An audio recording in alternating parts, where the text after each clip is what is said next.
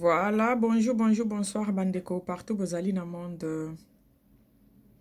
Naye ko partager na bino moi idée oyo concernant idée oyanga concernant li liwa ya chauffeur ya musicien na biso munene oyo Koffi Olomide. Nazoya ko partager ko pesa pe avienanga concernant liwa wana oyo bato baza ko commenter koloba trop ezotambola vraiment na kati ya YouTube ya communauté na biso ke pona liwa ya koloke chauffeur ya Koffi Olomide oyo artiste azalaka lisusu ya kopresente na communauté na biso te. Voilà. Liwa ya koloke biso nyonso toyebi histoire yango ndenge bazoloba ke koloke azalaki pa ya Koffi et puis bato bakoteli bango soki totali bien bato yango bazali agent ya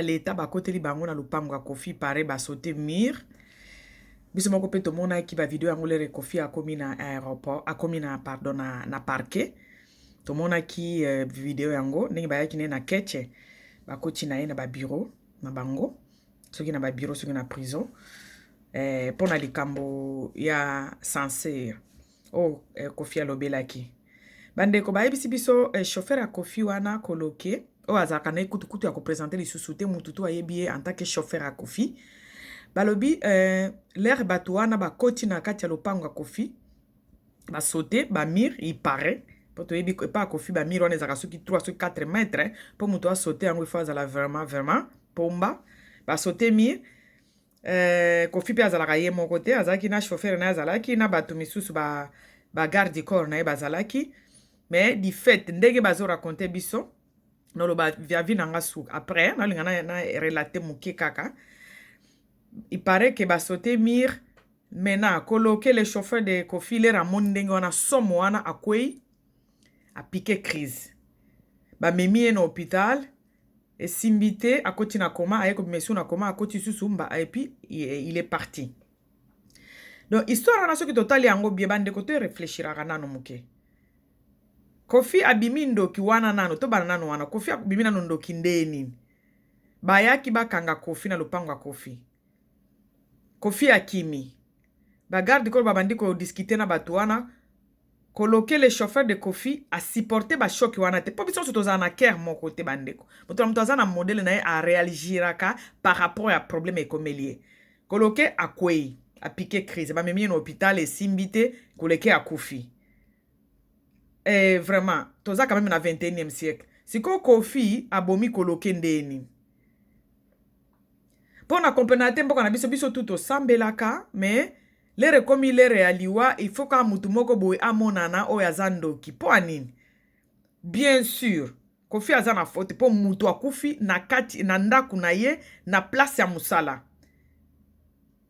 assurance accident ya musala il faut ezalaka vraiment donc akufi na place ya musala il doit être dédommagé même awa ezalaka assurance accident na ba 5 assurance oto futaka awa maladie, chômage, accident, ya musala, soins, et puis chômage, je crois, je sais pas si maladie, et chômage. Donc, il y a 5 assurances autofutaka awa ale tokenda misala. Assurance accident zala nakati.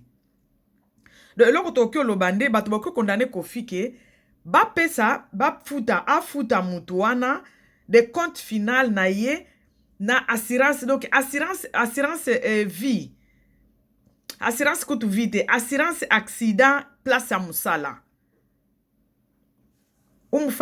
Versicherung to benga kango awa na allemand Versicherung eza parmi ba Versicherung auto futaka ba assurance auto futaka parmi les 5 assurances Krankenversicherung Versicherung Arbeitslosversicherung Pflegeversicherung na je crois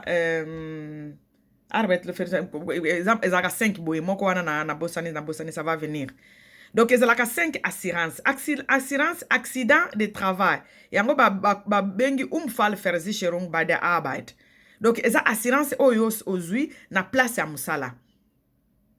Assurance oyo ozwi na place ya musala. Donc musala il faut efuta yo et de dommager yo. Normalement wana tofuta yango nde pa ba assureur nde ako dédommager famille na yo. Mais ndenge ya kufi na place ya musala. Eza accident ekomi na place ya musala. Donc Kofi, il faut apesa epo et pas biso ba assurance wana ezala te.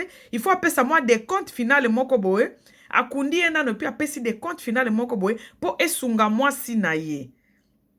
Mais koloba ke Kofi muto abomi et là je suis pas d'accord avec vous. Bandeko, to zaraba Christ, to sambelaka presque biso nyonso.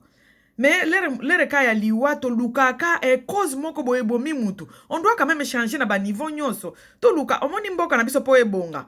Ezate ke mutu moko nde akosala ngo te. Ebana na niveau ya biso nyonso et puis niveau mental nano. Na kati ya mutu nano il faut changer. Po yeba ke liboso anda ko nanga ifo na bon na soko na pangusango. Il faut na longola ba matiti za liboso anda ko nanga parce que ba mayo etelemi liboso anda ko nanga ifo na longola ngo pour que bana nanga to ngai moko na bela malaria te. Donc eloko wana ezalaka nano activer na mutu. Après mutu siko ko réfléchir mutu et réfléchir nde siko maboko eke na action. Mais biso penza moko nga na fana na zomi tu na franchement mutu akufi na place ya musala. Wana Kofi aza penza condamnable. To koma na place ya bato bakota ki na ndako. Mais na place wana penza Kofi, il faut asala quelque chose. Parce que c'est un travailleur qui est décédé au lieu du travail. Akufi na accident ya musala. Azala ki na place ya musala. Ce qui akufi la ke pa na ye zenga ke zale loko mususu. Mais akufi na kati ya lopango ya Kofi. Donc place ya Kofi, comme il est chauffeur de Kofi, donc ezala ki place ne ya musala. Place ne so ki ko se retrouver na mutuka ya Kofi. Place ne so ki ko se retrouver na Kofi na kati. Eza déjà place ne ya musala. Donc ndeko na biso koloke akufi na place ya musala. Chauffeur à Kofi. Akufi na place ya musala. Donc Kofi doit faire quelque chose. Les tozo abatu basunga biso basela biso misala. Il faut to ba pe ba avantage ezali azo sunga yo na minute wana ozo futa ndenge osepeli o futa ye. Ba 50 ba $100 ba pesa na Congo wana oyebi bien que na $100 akofuta ninda kute akolesa ni famille na ete mais tellement loi esalaka agiraka na mboka na biso te mutu afuta kana ye ndenge alingeli batu na ye ya misala eza avantage to benga ngo na no bongo to benga ngo avantage mais il faut to yeba pe ba nini pe ba conséquences ezali na ba désavantages ezali l'air mutu wana akufi ofutaka officiellement te aza ni koni na l'état te parce que ofutaka officiellement te ofutaka ka bimisi na poche $50 au petit mais l'air akufi il faut to yeba ke eza pe des avantages ya biso bato sa biloko wana parce que le mutu wana akufi il faut yo kundaye il faut sunga famille na quelque chose il faut bimisa mbongo l'air azana bomo c'est bon mais l'air akufi il faut bimisa mbongo alors mais c'est le Kofi star na biso mno to lingaka il faut yeba ke na place wana chauffeur na akufa ki na kati ya lopango na ye donc akufa ki na place ya musala en plein boulot donc il faut dédommager ye parce que ba assurance accident ya musala ezalaka na mboka na biso te alors c'est toi le patron qui doit faire tout ezalaka bongo biso tozalaka na bagarde tozalaka na bato basala biso misala na kin soki ata mwasi ne ya beli yo nde oko faire soigner ye Kofi pe ayebi yango bafanda mutu wana selo ba video tozolanda plus de 25 ans. Donc, il faut akundaye et puis il faut apesa moi ce n'est quelque chose. Pour asala musala. Mais pour aller sabana, aboko la bana mi balo ya tika ina bango. Mais bato bazolo bake Kofi mutu abomi franchement bande konanga to tika kana moko ko zalaka lokola bazo ba place mutu ko zala zo bate mutu akufi ba betiye bande kone moko bazolo ba betiye mutu ya munduki na mutu. Siko Kofi asali nini wana. Bon soki Kofi siko akufa ka balinge baloba koloke mutu abomi non. Pourquoi to lukaka ko condamner batu na place za ko condamner te.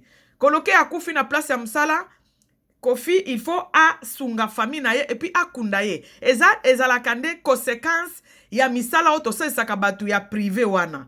Conséquence nango yango wana.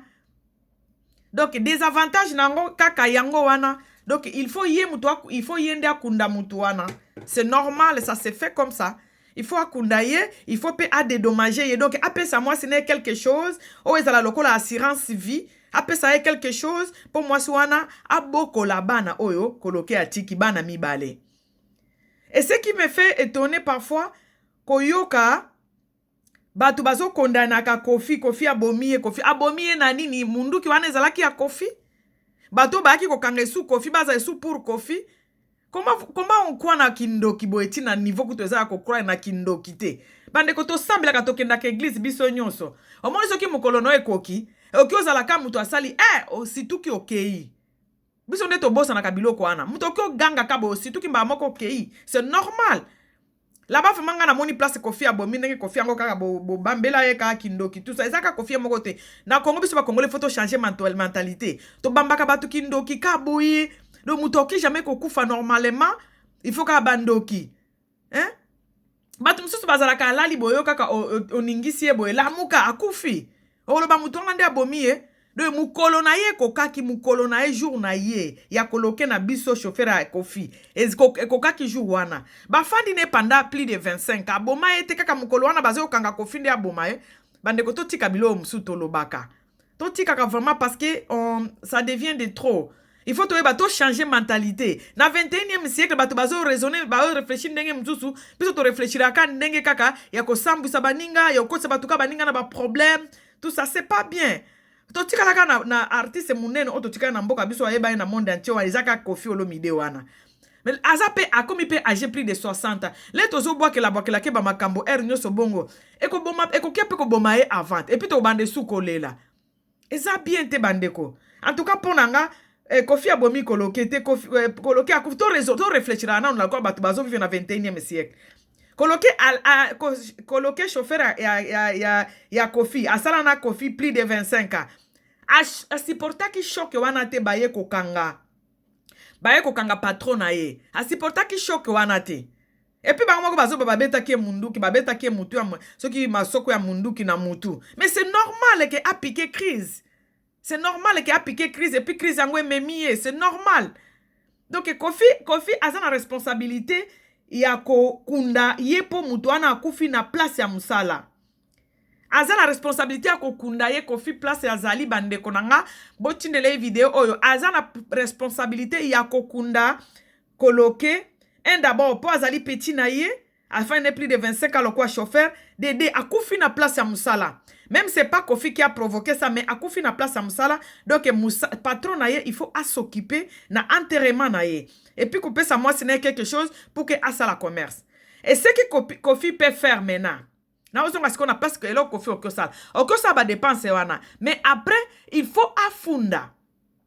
Et ça Kofi to famille ya koloke. Il faut bafunda batu wana ba utaki na parquet te bande ko mboka ngo ata jungle yango. Ba ute quand même na parquet na biso ya Kinshasa. Poto mona ki bato bakota ki na Kofi wana bato yango ne bakende ko zoaye. Alors, il faut bafunda bato wana. Ils étaient en tenue civile mais bazaki na manduki, bato balobi babeta ki soki masoko ya munduki na mutu. Mais bokende ko funda, moi je comprends pas mon pays hein.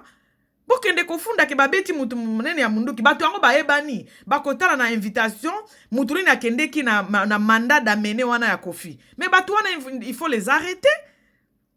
Batouana il faut bali donc l'état il faut fouta coloquer l'état il faut dédommager coloquer parce que baja ya l'état de bakende ki kolanda Kofi même baja l'état wana batu babeta ki mwana ngo munduki même baja l'état wana nde bakende ki na Kofi donc batu babomi coloquer baza batu ya koluka musika te akutani na ba me armete akutene loko moko te baye ko bomaye na place ya musala et puis batu yango pe ba memi pe isusu Kofi bakende ki na donc batu yango Kofi ayebi bango amona ki bango. Et c'est même bateau on a des Kofi faut funda. Ole a beta bateau oiseau beta na poto. Il faut aller la dossier on a parce que muto a Kofi aza plus que un enfant chez lui. Aza il sous travailleur c'est plus qu'une famille.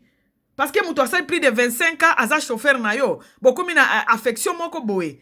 Ole a ko beta bateau na poto. Il fallait aller na dossier wana. Bato bayaki kozwa na ndako bayebani. Bato bayaki na mandat d'amener bakomaka na parquet kombo ya muto azo mema mandat d'amener.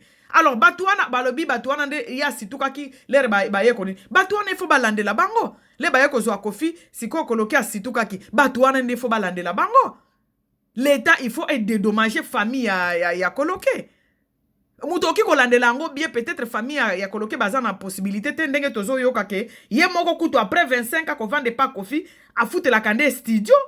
na aveni soki pumba kuna na kati ya kitambo place kutu afutelaka courant ezalaka te mai ezalaka te tala baconséquence ya kovanda na bato donc epa na biso okoza oza na mbongo me bato baza pembeno bazane eloko te na comprendre eloko wana te eza eloko moko il faut to travailler wana bamentalité wana il faut to changer yango bato bafandi pembeni osimba mbongo sunga bango bazala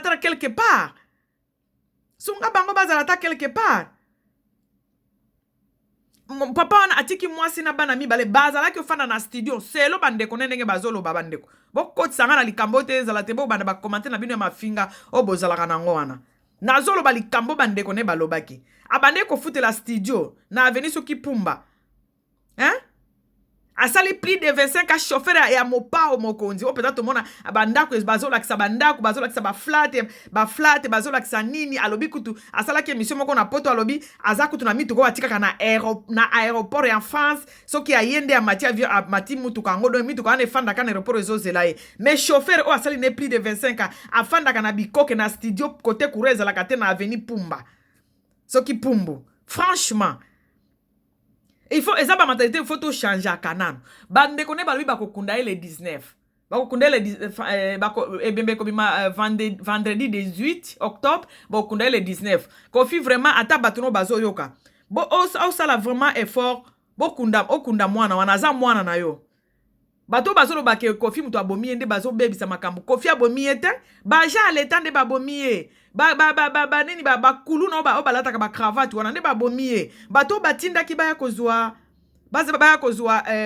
kofi bayaki na mandat d'amener bato nde babomi alors kofi en entendant okoki kokundana no mwana na yo okundi na honneur ozui mwasi ne opesi quelque chose tout peut être écrit oki komango et puis porter siko plainte na ba agent wana bayaki kozwa yo il faut l'état et dédommager famille ya coloqué parce que babomi na place ya musala c'est pour kofi na place ya musala c'est pourquoi tozolo ba ke yonde ofo bimisa mbongo et Dédé après avoir kokundaye parce que tokotiki ebembe kaka tete bozela ka soki l'été réagir après kokundaye yo landeli siko makambo ya babomi mutu na kati ya lupango na yo ba agent leto bayaki kozwa yo babetie masoko ya munduki na mutu alors bayebani na nini wana na convocation wana bakoma kombo ya mutu azoya kozwa mutu batu wana nde balandela bango bande konanga bakongole totika biloko akolobaka kofi abomi mutu kofi nini bozo pesa eko banga komi ko banga okoma na place ya matanga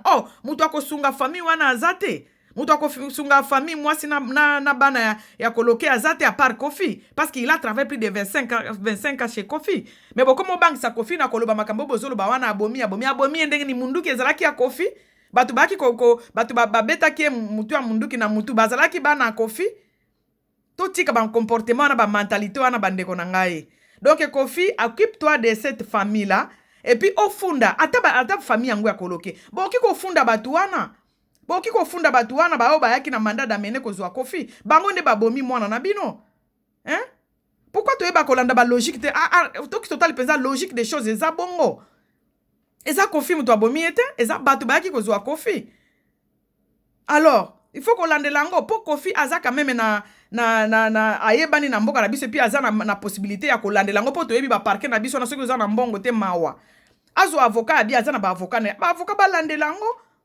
comme ça ba agent wana ya l'état o ba utaki na parquet ba fundama et puis l'état o etindaki bango eza patron na bango et dédommager famille ya koloke eza likambo ya kotika boite a dédommager famille ya koloke Kofi aza kaka na responsabilité ya kokunda et puis ko aider moi sine na quelque chose parce que akufi na place ya musala koloke chauffeur ya Kofi akufi na place ya musala et pas Kofi et c'est là où Kofi a cette responsabilité là ya ko enterrer nako sunga mwasi na ye lokola assurance moko vie assurance vie to assurance accident ya place ya musala ndenge futa makuna te conséquence yango wana na suka il faut futa nyoso c'est ce que Kofi doit faire il faut akundaye akoki ko disparaître ka boye bango ba okundaye na nde nini et puis après akolo baba kombo na ye bakoloba kombo no ndenge ni soki olingi ko boma moto te na débit parce que soki Kofi abomaka moto na débit je ne pense pas que eloko ninge koma na média et comme na média pourquoi parce que alingi ko boma moto te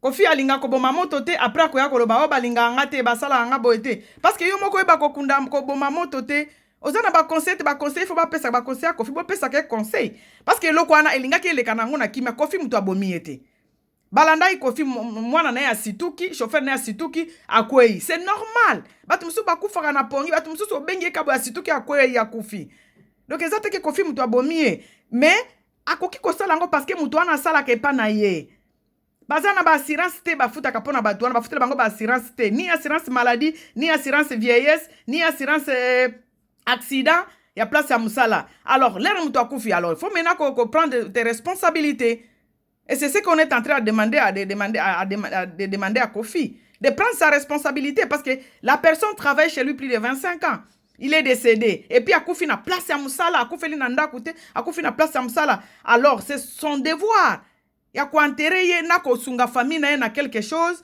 pour que famille ait continué à vivre. Mais kolobake Kofi abomi koloke c'est faux bande konangai. Plus de 25 ans aboma ete kaka lelonda yeko boma et puis aboma e babande yo ndeko luka e baboma babande ko luka ndeba okanga Kofi. Sikwe komi isusu ya abomi mutu ndenge nini. To banda pe ko réfléchir e moko ba congolais total pe to réfléchir to za na 21e siècle to mona pe makambo na ndenge ya busolo ezaleli. Ko luka kaka ko kondana ka baninga te ko tia kindoki avant. Pourquoi kindoki à tout le moment? Pourquoi tu tiens kindoki avant? Mutu jamais akufi naturellement comme ça. Il faut que mutunde abomie. Et ça malamu te. Oh wana penzezo monana ke akufi ba na kobanga ndenge ba kozwa patron na ye. En tout cas participation nanga nazalaki nango pona dossier oyo yango wana. Kofi essayer kokunda asalatu okunda mwana mobali wana. Akufi na place ya musala et pas na yo. Donc il travaille chez toi. Akufi na place ya musala kunda ye, c'est tout. Kunda ye puis aider famille na ye et puis bolandela muto ko landela ngo ezaka kayo olandeli ba agent wana babeta ki soki munduki wana babeta ki na mutu soki na masoko ya munduki ka batu wana yondo ifo landela bango ya muto akosala ngo azate na place na yo hein il faut prendre ba responsabilité na yo aza mwana na yo azaleki na yo aza travers na yo akufi na kacha lupango na batu babomi epe ba mo bayebani batu baye kotikela yo convocation soki mandat d'amener. Il faut les acquiser, c'est tout. Au fond du bango na parquet, bakoya ko samba baboma kendenge nini, bako dédommager moi na batu. Eza eloko akoki mate, eza eloko ako saboter te parce que eza mort d'homme. Eza eloko ako saboter te. Merci beaucoup bande konanga participation muke nazalaki nango yango wana. Donc j'ai parlé de quoi? Na lobaki na pona liwa wana Kofi aza obligé. Ya ko enterrer ndeko na ye parce que chauffeur na ye. Parce qu'il y a Kofi na place ya musala dede il faut bafunda nde bato oyo babeta ke masoko ya munduki na kati ya lupango ya Kofi parce que l'état nde tindaki bango l'état est dédommagé famille wana et puis totika ko benga ka bato bandoki mutu akufi bo bambi yango mutu mususu eloko eza nango clair eza kutu ya ko réfléchir te toza ba ime to réfléchiraka munzambe apesa biso mutu pour rien te po to réfléchiraka comment mutu bo bambele mutu tel songolo mpakalande abomi au moment ezo mona na ndenge ya Kofi donc c'est pas normal ça. To réfléchir toza na 21e siècle, to réfléchir à kanandenge ya busolo, nandenge ya bien po, et la kisa, capacité intellectuelle, capacité ya psychique na biso. Merci beaucoup bandeko. Ya mke nazala kinango yango wana. Bye.